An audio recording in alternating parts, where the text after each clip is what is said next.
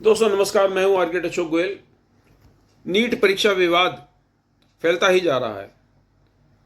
हर रोज नई जानकारियां सामने आ रही हैं। ग्रेस मार्क्स का मामला सामने आया और अब कह दिया गया कि ग्रेस मार्क्स को निरस्त कर दिया गया है और जिन लोगों को ग्रेस मार्क्स दिए गए हैं वो लोग चाहें तो पुनः परीक्षा दे सकते हैं। लेकिन कहीं पर भी ये जानकारी उपलब्ध नहीं कराई गई कि जिन लोगों को ग्रेस मार्क्स दिए गए, कितने कितने ग्रेस मार्क्स दिए गए, वो कौन लोग हैं और किस आधार पर उनको ग्रेस मार्क्स दिए गए। आधार का मतलब पूरी डिटेल उनकी कहीं सामने नहीं आई। ये सारा विवाद की तह में आप जा सकते हो अगर आप आरटी एक्ट की सिर्फ 4 धाराएं पढ़ लो। धारा 4, धारा 7, धारा 18, 19, 20। इसमें काफी सारी धाराएं और हैं, मैंने 4 की बजाय 5 धाराएं बोली हैं। और इसका प्रीएम्बल पढ़ लो।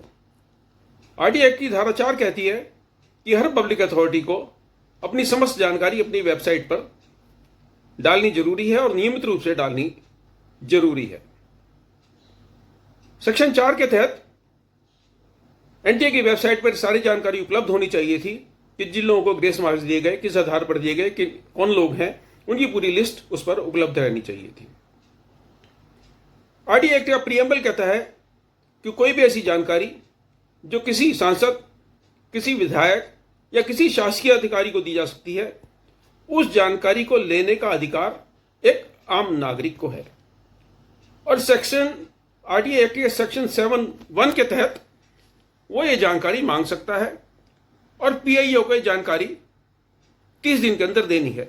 मैं इसका रेलेवेंट वो पढ़ देता हूं।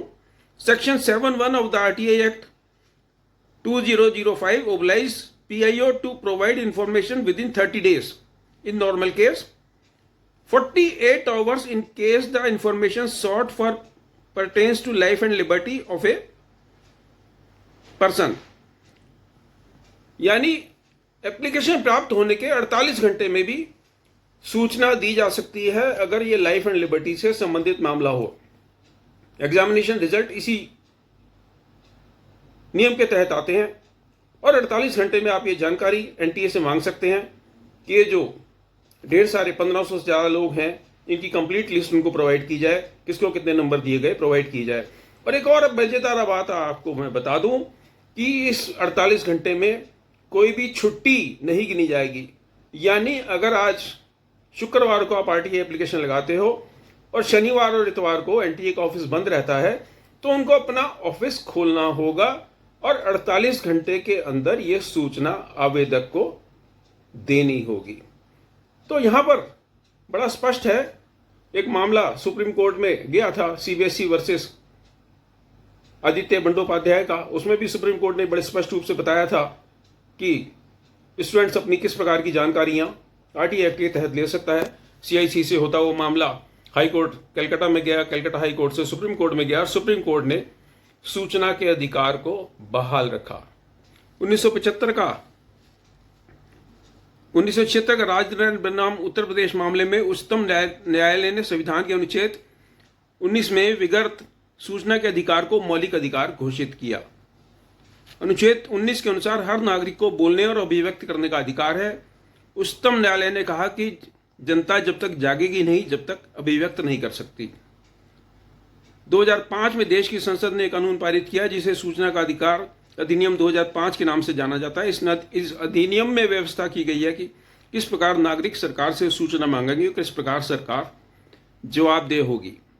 जनता को जानने का अधिकार है कि सरकार उसकी सेवा के लिए बनाई गई है, वे क्या, कहाँ और कैसे कर रही है। नागरिक को जानने का हक है, उनका पैसा कहाँ खर्च किया जा रहा है। जनता के जानने का अधिकार ही सूचना का अधिकार है। तो ये पीछे रखी हुई आप आरटीए की किताब देख रहे हैं। आप गूगल पर जाकर आरटीए एक्ट हिंदी अंग्रेजी में डाउनलोड कर सकते हैं और एनटीए से समस्त जानकारियां सूचना के अधिकार के सेक्शन 7(1) के तहत मांग सकते हैं और 48 घंटे में भी आप ये सूचना उनसे ले सकते हैं। उससे आपको स्पष्ट रूप से पता चल जाएगा कि किन लोगों को, कौन लोग हैं, उनका नाम पता क्या है, उनको किसको कितने मार्क्स दिए गए, कौन से नियम के तहत दिए गए।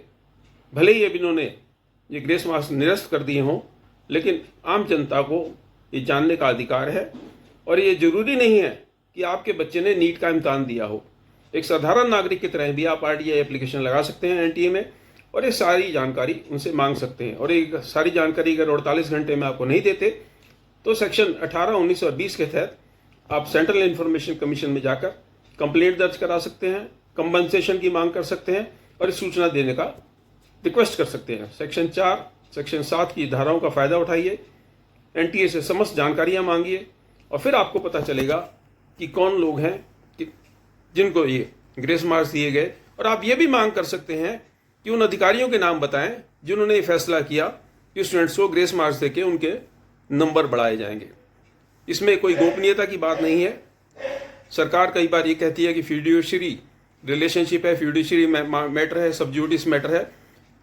सब जुडिस मैटर भले ही हो, लेकिन अगर कोर्ट ने जानकारी देने पर कहीं कोई रोक नहीं लगाई है तो आरटीआई एक्ट के तहत आप एनटीए से जानकारी मांग सकते हैं। आरटीआई एक्ट का फ़ायदा उठाइए, आरटीआई एक्ट के तहत पूरी जानकारी मांगिए कि ये घपला किसकी देखरेख में हुआ, पहले किसने इस ग्रेस मार्क्स को अलाउ किया, बाद में किन अफसरों ने इस ग्रेस मार्क्स को कैंसिल किया। ये समस्त जानकारी आप आरटीआई एक्ट के तहत ले सकते हैं। शुभकामनाएं, नमस्कार।